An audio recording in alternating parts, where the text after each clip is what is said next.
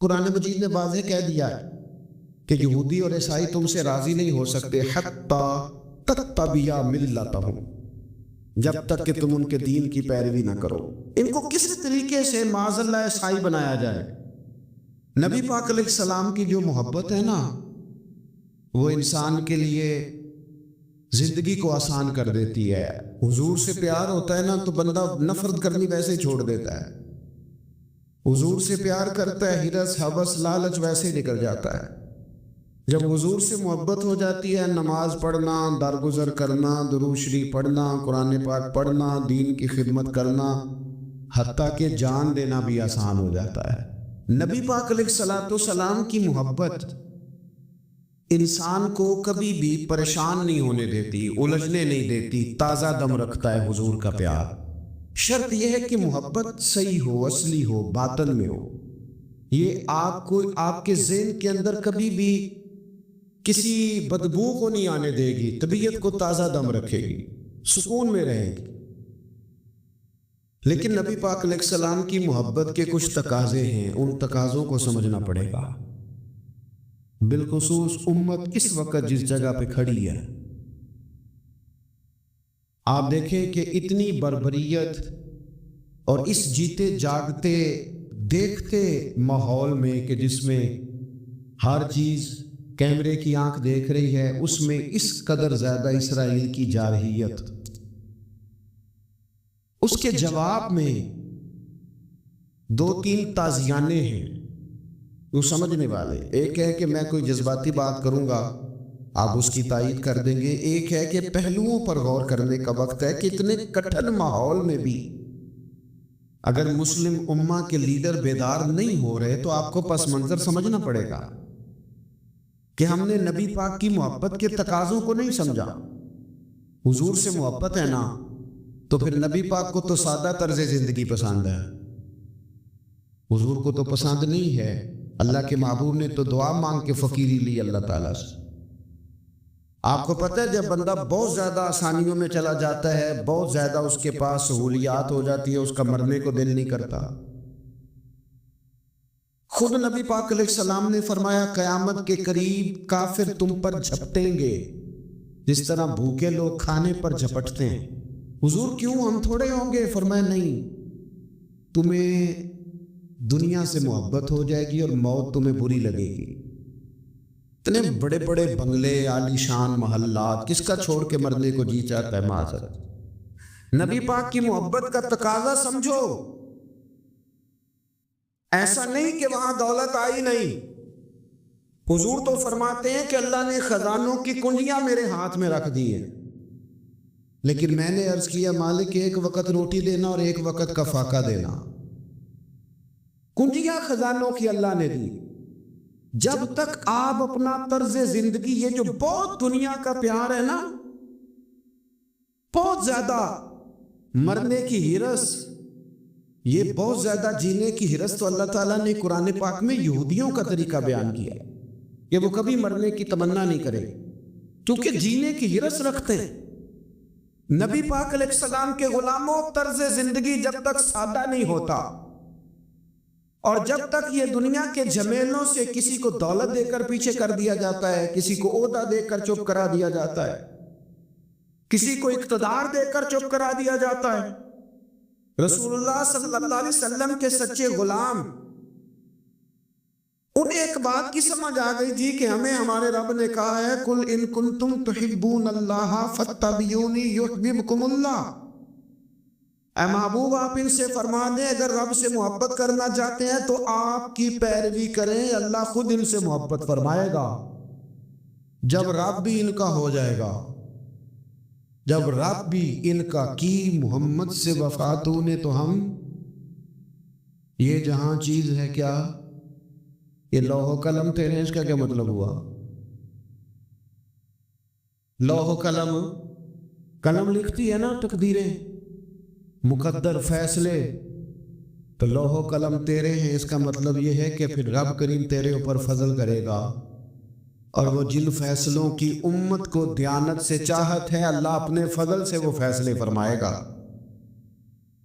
جب تک زندگی حضور کی غلامی کی طرف نہیں جاتی وہ اللہ تعالیٰ کی تائید نہیں پاتی۔ حضرت عبداللہ ابن حذافہ رضی اللہ تعالیٰ عنہ کو رومیوں نے قید کر لیا تھا، اور جب رومی آپ کو قید کر رہے تھے، پکڑ رہے تھے، جنگ میں کچھ موڑ ایسا آ گیا کہ بظاہر مسلمانوں کے قدم پیچھے ہٹ رہے تھے۔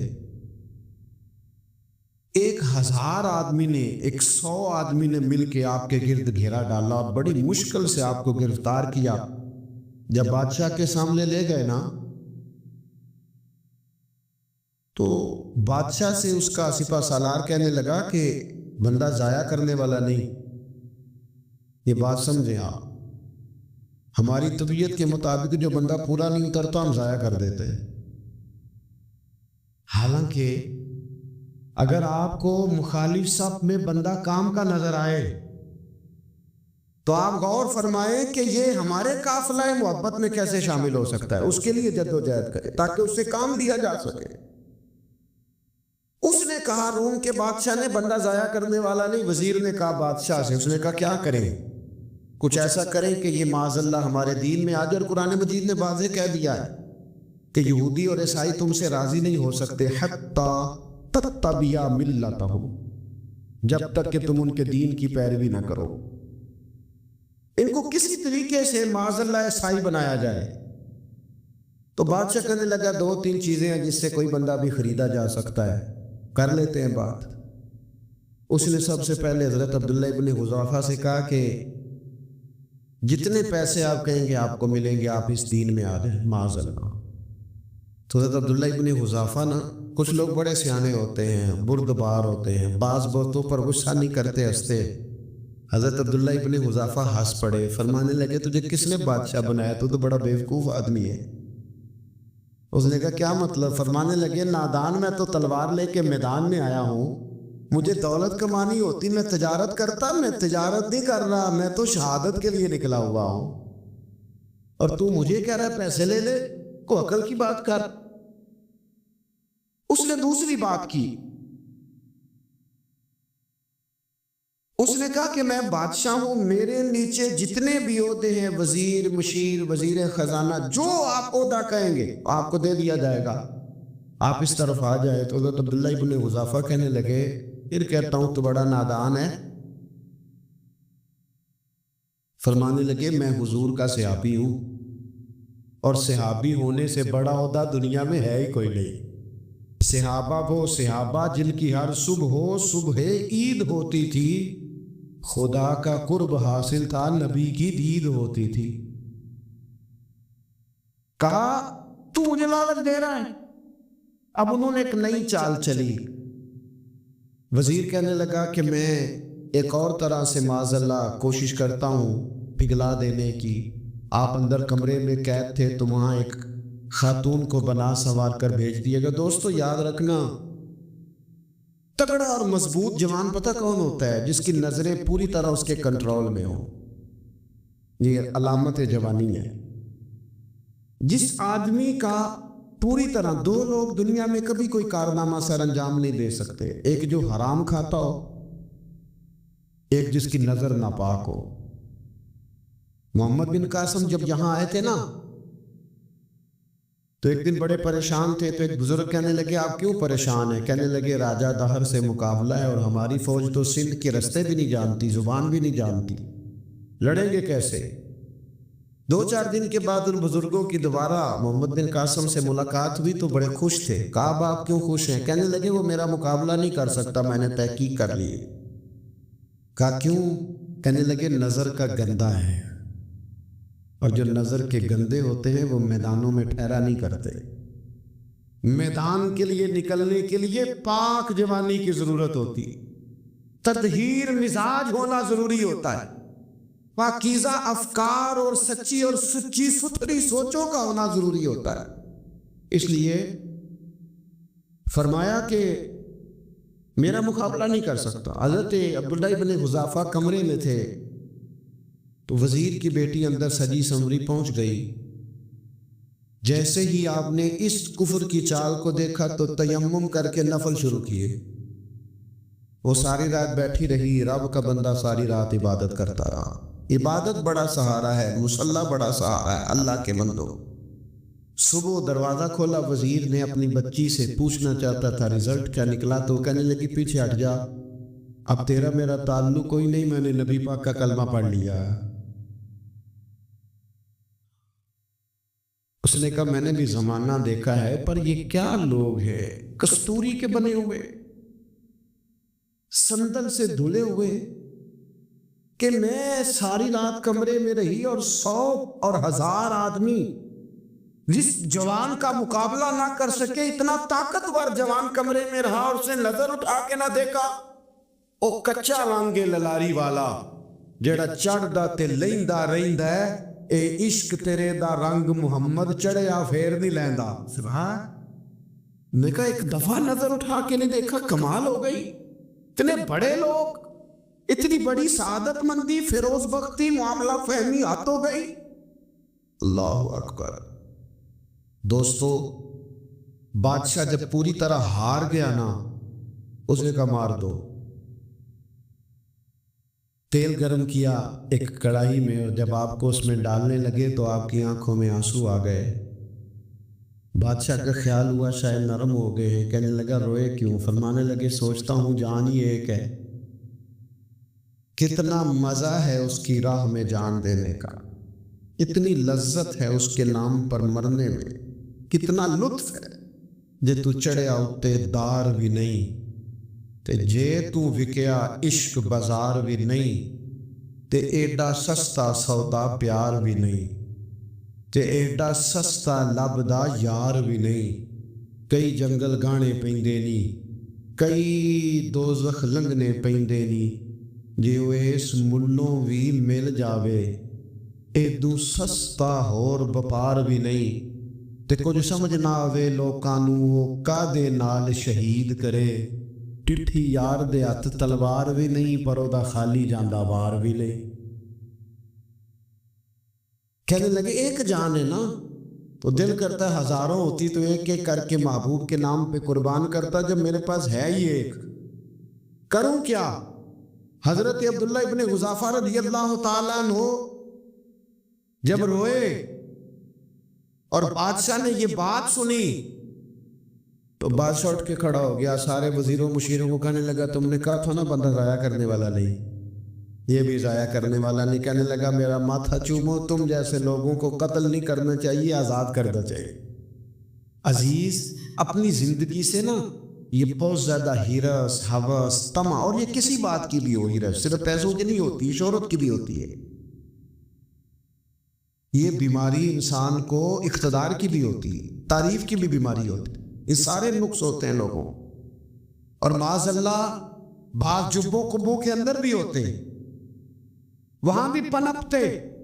اپنی زندگی جب تک اس سادگی میں نہیں لاؤ گے جو رسول پاک نے عطا فرمائی، جب لوگ آسانیوں میں پوری طرح الجھ گئے تو پھر وہ دور ہوئے اور کفر چڑھ گیا۔ دوسری بات، اللہ کے محبوب صلی اللہ تعالی علیہ وسلم کی محبت ہم سے تقاضا کرتی ہے کہ ہم اس مشن کے لیے کام کریں جس مشن کے لیے رسول پاک نے کام فرمایا ہے۔ ہم سارے کام بڑے مضبوطی سے، سوچ سمجھ کے، تدبر سے، حکمت سے، تقاضوں کو مد نظر رکھتے ہوئے کرتے ہیں سارے کام۔ دین کے کام میں ہمارا مزاج نہیں ہوتا، او ہو جائے گا جی، آپ بسم اللہ پڑھیں جی، شروع کریں جی۔ آپ تقاضوں کو سمجھیں، چیزوں کو دبائیں نہیں، چیزوں پر غور کریں۔ کسی کے ذہن کی سطح پر سوال ابھرتا ہے، اس کا تسلی بخش جواب دیں۔ اپنی زندگی میں دین کے کام کے لیے اپنے آپ کو وقف کریں، اور دین کے کام کے بہت سارے پہلو ہیں۔ ہزاروں لوگوں کو قرآن پاک ٹھیک پڑھنا نہیں آتا، ہزارہا لوگ ہیں جو قرآن مجید کے مطالب سے آگاہ نہیں ہے، دین کی بنیادی ضروریات سے لوگ نابلد ہیں۔ میں آپ کو کس طرح یہ بات سمجھاؤں کہ ہزاروں کی تعداد میں طلاقیں اس لیے ہوتی ہیں کہ مردوں کو طلاق کے مسئلے نہیں آتے، انہیں پتہ نہیں ہے کہ مجھے حقوق زوجین کے معاملے میں کیسے چلنا۔ ڈھیر سارے گھروں میں تباہی اس لیے ہے کہ تربیت اولاد کا دینی منہج ہمیں نہیں پتا۔ اپنا حصہ ملائے دین کے کام میں۔ ایک آدمی کو اگر تو نمازی کرنے میں کامیاب ہو گیا، تیری زندگی بدل گئی۔ وہ دین بیزار لوگ جو ہمارے بیچ بیٹھ کے ہماری نوجوان نسل کو پگڑی اور داڑھی کا نام لے کے بنیادی طور پر دین سے دور کرتے، ایسے نوجوانوں کو دین کا پیغام محبت دے کر دین کے قریب کرنا ہماری ڈیوٹیوں کا حصہ ہے۔ ہمیں ذمہ داری کا احساس کرنا پڑے گا، ہمیں یہ خاص قدم اٹھانا پڑے گا، توجہ دینی پڑے گی۔ مساجد، مدارس، میں آپ سے عرض کروں، اتنی ڈٹ کے مخالفت ہوتی ہے نا مدرسوں کی، اتنی ڈٹ کے۔ میں ادارہ چلاتا ہوں، اس کے چلانے میں جو مشکلات ہیں وہ تو ہم بتا نہیں سکتے آپ کو، اس لیے کہ میری قوم، میرا اس قوم سے تعلق ہے جو نعت خواں امیر کرنا چاہتی ہے، مدرسے نہیں، نقیب خطیب پیدا کرنا چاہتی ہے، شعر و شاعری کی زندگی کو پروان چڑھانا چاہتی ہے۔ فقط ہمارا ان لوگوں سے تعلق ہے جو لاکھوں کروڑوں روپیہ محافل پہ لگائیں گے، اور قاری صاحب بیچارے اگر مسجد کا کوئی ہونے والا کام کسی وقت بتا دیں گے تو وہ بڑی مشکل آ جائے گی ان کے لیے۔ یہ کیسے ہو سکتا ہے؟ آپ نے یہ ڈیوٹی بتا دی۔ مدارس، اور جتنا اہم رول دین کو پھیلانے میں مدارس اسلامیہ کا ہے، اتنی زبردست، لوگوں کا خیال ہوتا ہے میری طرح کے لوگ شاید کام کرتے ہیں، ڈیوٹی کرتے ہیں۔ یہ 10-15 لوگ آپ کو نظر آتے ہیں جو آپ کو کہیں میڈیا پر یا ادھر ادھر ڈیوٹی کرتے، مخلص لوگ اپنی جگہ پہ، وہ بھی بڑا ہی کام کر رہے ہیں، جو میڈیا پہ آ کے بھی اخلاص سے اور درد دل سے کو دین کی، ان کی بھی کسی بات کی حوصلہ شکنی نہیں، لیکن ہزارہا اساتذہ جو مدارس میں بیٹھ کے پڑھاتے ہیں، انہوں نے وہ سارے لوگ تیار، آپ سمجھ نہیں سکتے کتنا بڑا کام۔ حفظ کا استاد جو ہوتا ہے نا، اس کی ڈیوٹی 24 گھنٹے ہوتی ہے، فجر سے پہلے، اور اس نے بچوں کو اٹھانا۔ تنخواہ تو ہم انہیں دینا نہیں نہ چاہتے جی، تنخواہ نہیں دی انہوں نے، ہمیں مولوی امیر نہ ہو جائے، مولوی نو تے سون بھی 27 والی رات دے عید ہے تاکہ کدھر سوان کے عید والے دن پا نہ لوے، چونکہ 27 تو بعد تے درزی پڑتا ہی کوئی نہیں، کیوں حضرت ایسے ہی ہے نا، اس وقت تو نہیں نہ لیتا، تو ہم چاہتے ہیں مولوی ہماری مرضی کے ہماری طرح کا سوٹ نہ پہن لے۔ مدارس کی مضبوطی، آپ یہ دیکھ لیں، یہ صلاح الدین ایوبی کا تعلق بھلا کس چیز سے تھا؟ غوث اعظم کے مدرسے سے۔ حضور غوث اعظم کے مریدوں کی جماعت اس کے ساتھ شامل تھے۔ کون لوگ تھے جنہوں نے مدارس سے فیض پایا؟ رازی اور غزالی، حضور غوث اعظم، خواجہ اجمیر، یہ سب لوگ مدارس کے لوگ ہیں۔ کمزوریاں ہیں، غلطیاں ہیں، بہت ساری چیزوں کی اصلاح کی ضرورت ہے، لیکن یہ دین کا بہت بڑا قلعہ ہوتا ہے مدرسہ، لیکن اس کی مخالفت کی جاتی ہے۔ مجھے بتائیے، اگر مدرسوں میں کمزوریاں ہیں تو کالجوں یونیورسٹیوں میں نہیں ہیں؟ ہم نے کبھی مخالفت کی ہے بند کر دو سارے؟ لیکن لوگوں کا جب خیال آتا ہے، جب ہمارے صاحب کا وزیر صاحب تھے سر راہ، کسی دعوت میں میری ان سے ملاقات ہو گئی تو انہوں نے کہا مدرسوں کا کردار کیا ہے آج کے ماحول میں؟ میں نے انہیں کہا کہ مختلف کورسز آپ کراتے ہیں نا، تو اس کے لیے پھر مختلف ویکینسیز ہوتی ہیں، جہاں بچوں کو مدرسے کا کورس کرایا جاتا ہے تو استاد بننا ہوتا ہے، اس نے خطیب بننا ہوتا ہے، مسجد کی ڈیوٹی کرنی ہوتی۔ میں نے کہا بالکل کوئی حکومت سرپرستی نہیں کرتی، لیکن اللہ کا فضل ہے، کبھی آپ نے کوئی مسجد سنی ہے جس میں جمعے والے دن مولوی نہ ملا ہو جمعہ پڑھانے کے لیے؟ کبھی آپ کو رمضان میں ایسی مسجد ملی ہے جس میں قرآن مجید سنانے کے لیے حافظ نہ ملا ہو؟ یہ ہو سکتا ہے کسی حافظ کو مسجد نہ ملے۔ تو مدارس کے ذمے جو کام تھا، مدارس نے جم کے کیا ہے اور ڈٹ کے کیا اللہ کے فضل سے، اور مدارس کے لوگوں کو بھی کمزور نہیں پڑنا چاہیے، کبھی کسی وزیر، مشیر، مالدار کے روب میں نہیں آنا چاہیے، قطعاً نہیں۔ کیوں؟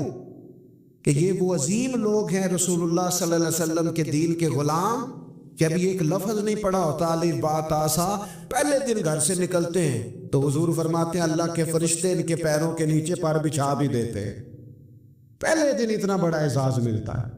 تو حضور کی محبت کا تقاضا ہے، دین کا کوئی کام کیا جائے۔ ایک خاتون مسجد نبوی شریف میں جھاڑو دیتی تھی، پر کوئی کام تو کرتی تھی نا، اور کس مسجد میں؟ جہاں 70,000 فرشتے صبح آتے ہیں، 70 شام آتا ہے، اس مسجد میں وہ خاتون جھاڑو دیتی تھی۔ بخاری ہے، جب ان کا انتقال ہو گیا، صحابہ نے سوچا کہ حضور کو تکلیف ہوگی، بغیر بتائے جنازہ پڑھ دیا، हुजूर सुबह तशरीफ लाए, ताज़ी कब्र देखी और महबूब वो हैं जो फर्श पे खड़े होकर अर्ज की खबरें देते हैं। नबी पाक अलैहिस्सलाम ने फरमाया कि मुझे इत्तला क्यों नहीं दी इसके इंतकाल की। ये करम देखो, कोई ड्यूटी तो करती थी ना यार, पर खुलूस से, पर प्यार से, पर अल्लाह को राजी कर देगा, पर दर्द दिल से। और दीन की ड्यूटियां करने वाले दोस्तों सुनो, हुजूर सुबह आए, कब्र को देखकर फरमाया मुझे क्यों नहीं बताया, या रसूलल्लाह आपको तकलीफ देना मुनासिब ना जाना। तो कब्र पे खड़े होके हुजूर ने फरमाया सफ बनाओ, मैं दोबारा जनाजा पढ़ाऊंगा। सफ बनाओ, मैं दोबारा जनाजा पढ़ाऊंगा। कोई ड्यूटी तो। तीसरा तकाजा हुजूर की मोहब्बत का। समझो मैं बस बड़ी जल्दी बात समेटने लगा हूं। हुजूर की उम्मत से प्यार करो, ये नबी पाक की मोहब्बत का तकाजा है। हुजूर उस बंदे से बड़े राजी होते हैं जो हुजूर की उम्मत से प्यार करता है। आपको पता है हज़रत जिब्रील अमीन अलैहिस्सलाम ने मेराज की रात हुजूर अलैहिस्सलाम से अर्ज की थी कि अल्लाह की बारगाह में अर्ज कीजिएगा मेरी भी ड्यूटी लग जाए आपकी उम्मत के साथ मोहब्बत करने पर। तो ये क्यों कहा था उन्होंने? उलमा ने लिखा इसलिए कहा था कि हज़रत जिब्रील भी जानते हैं कि हुजूर की उम्मत से मोहब्बत की बात की जाए ना तो नबी पाक राजी होते हैं। उम्मत से प्यार करोगे ना, उम्मत से। एक सिर्फ बात का ख्याल रखना, अकीदा बुरा हो तो बात दूसरी है, वरना मेरे महबूब की उम्मत का एक एक शख्स जो मदीने वाले का कलमा पढ़ता है, जो हुजूर का गुलाम है, उसके बारे में अपने दिल में गुंजाइश रखना, प्यार रखना, वारफ्तगी रखना। ओ दोस्तों, यहां लोग किस किस तरह ग्रोहों को, जमातों को सपोर्ट करते हैं। नबी पाक ने इस उम्मत की कसरत पर फख्र बयान किया और हुजूर फरमाने लगे 120 सफ़े जन्नतियों की होंगी, क़यामत में 80 सफ़े सिर्फ मेरी उम्मत की होंगी। मैं कसरत उम्मत पर फख्र करूंगा। इन लोगों से प्यार करना है, इनके दुख दर्द को समझना है। पता है आज क्या होता है? आज हमें ना मुख्तलिफ छोटे छोटे मुल्कों में बांट दिया गया, तो हम किसी दूसरे मुसलमान भाई का दर्द नहीं महसूस करते। हम घरों में नहीं महसूस करते। पड़ोसी पर जुल्म हो रहा हो तो हम कहना पुत्र साडा नहीं मसला, यहोदा मसला है, तेनू की लगे। हालांकि पड़ोसी की आग इसलिए भी किसी वक्त बुझा देनी चाहिए कि पड़ोसी की ना बुझाई जाए तो अपना घर भी ज़ाद में आ जाता। आज उम्मत मुस्लिमा से हमें बस लगा दिया गया अपने हिस्से की रोटी कमाओ, अपने हिस्से की कोठी बनाओ, अपने हिस्से की गाड़ी खरीदो, अपने हिस्से का काम करो। उम्मत का तर्क, उम्मत की बात, वहदत उम्मत का तसव्वुर